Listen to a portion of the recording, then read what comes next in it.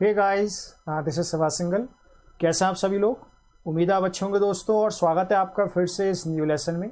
आज हम इस लेसन में बात करेंगे आगे करंट अफेयर्स के बारे में। आपको पता है हम लोग करंट अफेयर कवर कर रहे हैं जून 2019 से लेके जुलाई 2020 तक का पूरा। तो अगर आपको ये वीडियो अच्छा लगता है तो वीडियो को लाइक करिए, शेयर करिए और अपने दोस्तों शेयर कर दीजिएगा। आपको ये कैसा लग रहा है? जैसा मैं आपको दिख रहा हूँ अभी पढ़ा रहा हूँ, अगर आपको ये अच्छा लग रहा है तो बताइए, मैं ऐसे ही कंटिन्यू रखूँगा। या जो मैं जैसे पहले पढ़ाता था सिर्फ स्लाइड होती थी, मैं नहीं होता था उसमें, वैसे आप चाहते हैं तो आप ज़रूर बताइएगा, तो मैं वैसे आपके लिए बनाऊंगा। और ये जो कोर्स बनाया है कैसे लग रहा है, कैसे हेल्प करा, जरूर बताइए और शेयर जरूर करिएगा अपने दोस्तों के साथ। आज का हमारा पहला टॉपिक है दोस्तों inter state river water dispute के बारे में। ये क्या होता है? Inter state river water dispute क्या है बेसिकली, चलिए जानते हैं इसके बारे में थोड़ा सा। जो inter state river water dispute है एक्चुअली, जो आपको पता है इंडिया में स्टेट्स हैं, साथ में सेंटर है। तो जो स्टेट है वहाँ से ना क्या होता है, नदियाँ बह के दूसरी स्टेट में जाती है। तो स्टेट्स के बीच में क्या हो जाता है दोस्तों, डिस्प्यूट हो जाता है कि भाई ये नदी हमारी है, ये नदी तुम्हारी है। तो ये डिस्प्यूट को रिजॉल्व करने के लिए कि इस तरह डिस्प्यूट हो तो आराम से रिजॉल्व हो जाए, एक एक्ट पास किया गया था जिसका नाम था inter state river water dispute act. अब 2019 में रिसेंटली क्या हुआ है, इसको अमेंड किया जा रहा है। क्या किया जा रहा है? इस एक्ट को अमेंड किया जा रहा है, इसीलिए ये न्यूज़ में आया है। तो हम पढ़ेंगे क्या क्या अमेंडमेंट किए जा रहे हैं, क्या क्या चेंज लाया जा रहा है इस inter state river water dispute act में। तो पहली बात तो इसको लोकसभा ने पास किया है इस बिल को। और ये जो बिल है ये एक्ट कब बना था? ये जो है अभी तो अमेंडमेंट हो रहा है ना, बना कब था? ये बना था 1956 में, 1956 में ये बना था।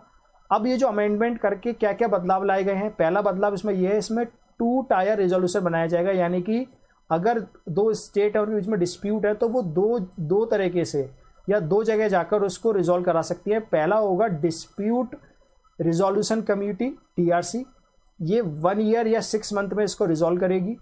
और दूसरा होगा inter state river water dispute tribunal. तो ये दो टायर बनाए गए हैं। पहले टायर में कमेटी होगी, अगर कमेटी से सेटिस्फाइड नहीं है तो आप जा सकते हैं कहाँ पर? ट्रिब्यूनल के पास। ठीक है, तो याद रखिएगा, पहला कमेटी है, दूसरा ट्रिब्यूनल है। All existing tribunal will be dissolved. बाकी जितने भी ट्रिब्यूनल हैं जो दो स्टेट के बीच में पहले सेंट्रल गवर्नमेंट पहले बनाती थी, वो डिसॉल्व हो जाएंगे। अब सिर्फ ये 2 टायर सिस्टम चलेगा अगर ये बिल अमेंडमेंट बिल पास हो जाता है तो ये जो ट्रिब्यूनल है इसका कॉम्पोजिशन क्या क्या है एक बार देख लेते हैं, कौन कौन इसमें कॉम्पोजिशन में क्या है। इसमें टोटल 8 मेंबर्स होंगे। इसमें एक चेयरमैन, एक वाइस चेयरमैन, 3 जुडिशल मेंबर और 3 एक्सपेंड मेंबर, मतलब बाहर के जो मेंबर होंगे वो 3 वो हो सकते हैं। जितने ही मेंबर होंगे सबको अपॉइंट किया जाएगा सेंट्रल गवर्नमेंट के द्वारा। याद रखना, सेंट्रल गवर्नमेंट अपॉइंट करेगी। और किसके रिकमेंडेशन पर? एक सिलेक्शन कमेटी बनाई जाएगी, उसके रिकमेंडेशन पर किया जाएगा। इस सिलेक्शन कमेटी के अंडर PM होंगे, लॉ मिनिस्टर होंगे, चीफ जस्टिस ऑफ इंडिया होंगे और जल शक्ति मिनिस्ट्री होगी। Apart from this 2 expand member भी इसमें हो सकते हैं। सबसे इंपॉर्टेंट बात जो आपको याद रखनी है इसके बारे में वो ये है, ये जो ट्रिब्यूनल होगा ना, इसका डिसीजन पूरी तरह से फाइनल होगा और जो पार्टीज है, जो स्टेट्स, उन पर बाइंडिंग होगा। मना नहीं कर सकते हैं, आपको मानना पड़ेगा। तो ये कुछ बातें हैं। क्या क्या बातें बताई मैंने, यहाँ देखिए, यहाँ पर मैंने आपको बताया बेसिकली एक 2 टायर सिस्टम होगा। और 2 टायर सिस्टम के अलावा यहाँ पर क्या होगा, बेसिकली यहाँ पर एक ट्रिब्यूनल होगा। और लास्ट में तीसरा पॉइंट जो आपको याद रखना है वो ये है कि यहाँ पर एक डाटा बैंक बनाया जाएगा जिसमें रिकॉर्ड रखा जाएगा कि किस स्टेट का किस रिवर के पीछे डिस्प्यूट है। तो यहाँ पर कुछ आप देख सकते हैं, यहाँ मैंने एक इन्फोग्राफिक्स लगाया है। ये जो है मैंने बताया है कि जो रावी और ब्यास का किस के बीच में डिस्प्यूट है, जैसे पंजाब, हरियाणा और राजस्थान के बीच में है, नर्मदा का किसके बीच में है। तो आप आराम से वीडियो को पॉज करिए, सब पढ़ लीजिए। पेरियार का किसके बीच में है, गोदावरी का किसके बीच में है डिस्प्यूट। राइट, इंपॉर्टेंट है, ये चीज़ एग्जाम में आ सकती है। अगले हमारा टॉपिक आता है दोस्तों कुसुम के बारे में। कुसुम क्या है? कुसुम एक योजना है।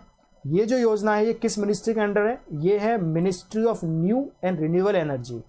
Ministry of new and renewable energy के अंडर ये काम करती है। इसका पर्पस क्या है? इसका पर्पस है किसानों की इनकम बढ़े और रिन्यूएबल एनर्जी प्रमोट हो और सोर्स ऑफ इरिगेशन बढ़े। इसमें देखो क्या होगा, जैसे मान लीजिए ये है एक किसान का खेत। ये जो खेत है ना, ये बैरन है। बैरन यानी कि बंजर है। ये जो बंजर खेत है, अब इसमें खेती तो नहीं हो सकती। तो सरकार ने क्या बोला इस योजना के अंडर कि आप एक काम करिए, यहाँ पर आप सोलर प्लांट लगा दो, और ये जो सोलर प्लांट है इससे एनर्जी जो प्रोड्यूस होती है उससे आप इरिगेशन करो और घर में यूज़ करो, और जो एनर्जी बच जाए वो सरकार को बेच दो, सरकार आपको पैसा दे देगी। तो हुआ ना, किसान की इनकम भी बढ़ेगी, रिन्यूएबल एनर्जी भी प्रोड्यूस होगी, सोलर एनर्जी या रिन्यूएबल एनर्जी, और इरिगेशन में भी हेल्प मिलेगी। तो ये है बेसिकली पूरी योजना कुसुम। याद रखना पीएम कुसुम योजना के बारे में। बाकी और बातें आप डिटेल में पढ़ सकते हैं यहाँ पर, बेसिक मैंने आपको बता दिया। एग्जाम में आएगा तो यही आएगा, द पीएम कुसुम योजना इज रिलेटेड टू व्हाट। तो आपको बताना पड़ेगा फार्मर को, जो उनकी इनकम बढ़ाने के लिए, रिन्यूएबल एनर्जी को अच्छा करने के लिए। अगला हमारा टॉपिक है, अगली भी एक योजना है हमारी, वो है पीएम किसान योजना। पीएम किसान फुल फॉर्म है प्रधानमंत्री किसान सम्मान निधि, शॉर्ट में बोलते हैं पीएम किसान। ये है मिनिस्ट्री ऑफ एग्रीकल्चर की एक योजना।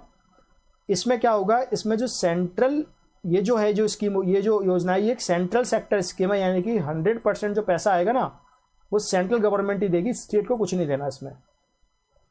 इसमें जो इनकम सपोर्ट है वो दिया जाएगा किसानों को 6,000 रुपये एक साल में दिए जाएंगे। याद रखना ये इंपॉर्टेंट है, 6,000 रुपये दिए जाएंगे, लेकिन ये दिए जाएंगे 3 इंस्टॉलमेंट में, 2-2 हज़ार की 3 इंस्टॉलमेंट दी जाएगी किसानों को। इसमें कवर होंगे किसानों की फैमिली, जैसे कि किसान खुद, वाइफ और उसका माइनर जो बच्चा होगा वो इसमें कवर किया जाएगा। ये जो है किसान किसको ये बेनिफिट मिलना चाहिए, इसको आइडेंटिफाई किया जाएगा रिस्पेक्टिव स्टेट गवर्नमेंट के द्वारा, और पैसा दिया जाएगा डायरेक्ट बेनिफिट ट्रांसफर के द्वारा, यानी कि उनके अकाउंट में ट्रांसफर डायरेक्ट कर दिया जाएगा।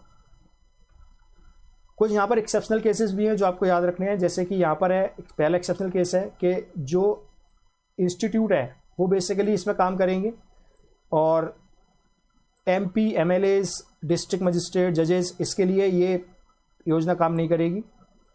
उसके बाद इससे बेसिकली क्या होगा, जो किसान है उनको जो उनका खुद का लैंड है उनके लिए ये योजना काम करेगी। अगर कोई लैंडलेस फार्मर है उसके लिए ये काम नहीं करेगी। तो ये एक्सेप्शनल केसेस आपको याद रखने पड़ेंगे। लैंड साइज मैटर नहीं करता, सभी के लिए ये योजना काम करने वाली है। तो ये इन्फोग्राफिक्स आप पढ़ सकते हैं इसमें योजना के बारे में, किसान, पीएम किसान के बारे में।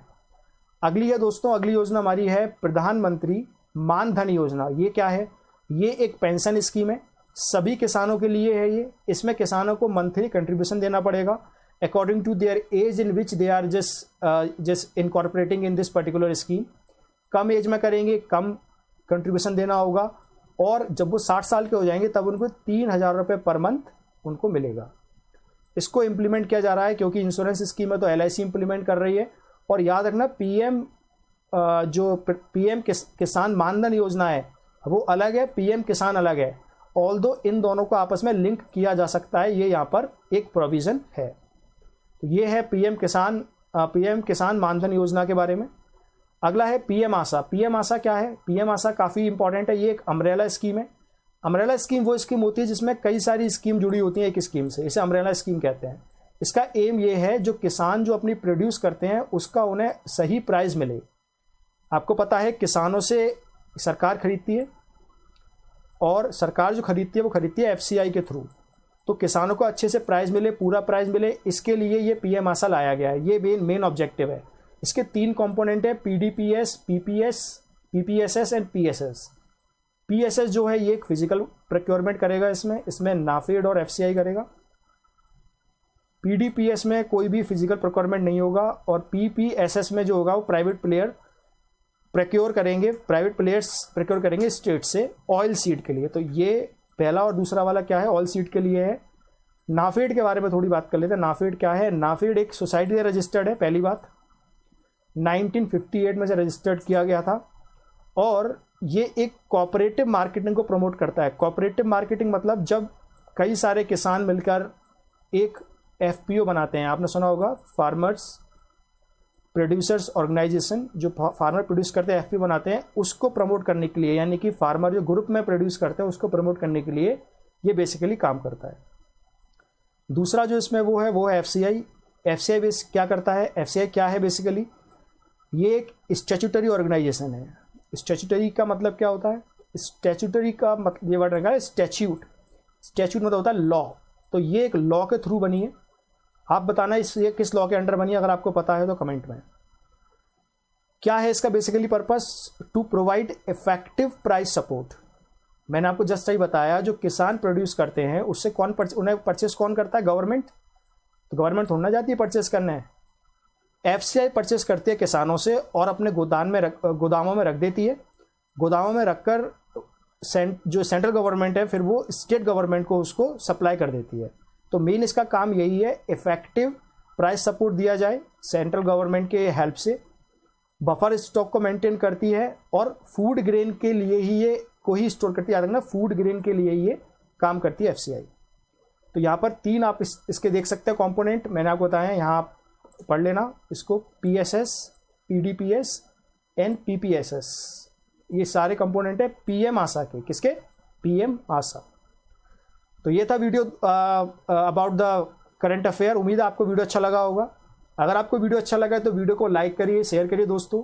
आपको ये एफर्ट्स कैसे लग रहे हैं कमेंट करके बताइए। That's all about this video. Thank you so much.